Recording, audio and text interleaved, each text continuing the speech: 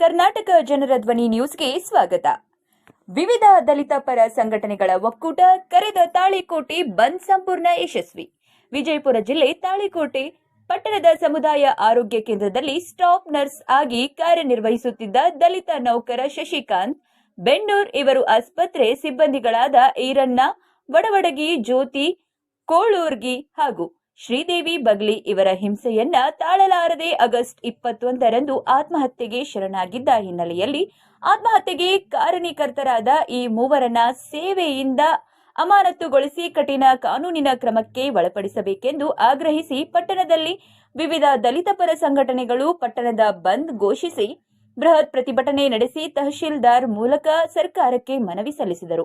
ಈ ಸಂದರ್ಭದಲ್ಲಿ ವಿವಿಧ ದಲಿತ ಮುಖಂಡರು ಮಾತನಾಡಿ ತಪ್ಪಿತಸ್ಥರನ್ನ ಕಠಿಣ ಶಿಕ್ಷೆಗೆ ಒಳಪಡಿಸಿ ಸಂತ್ರಸ್ತರಿಗೆ ಸರ್ಕಾರ ಪರಿಹಾರ ನೀಡಬೇಕೆಂದು ಆಗ್ರಹಿಸಿದರು.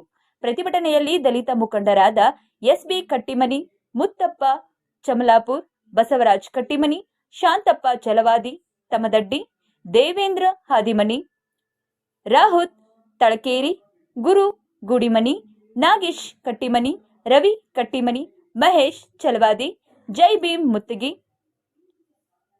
ಪರಶುರಾಮ್ ಕಟ್ಟಿಮನಿ ಹಾಗೂ ಒಕ್ಕೂಟದ ಪದಾಧಿಕಾರಿಗಳು ಇದ್ದರು.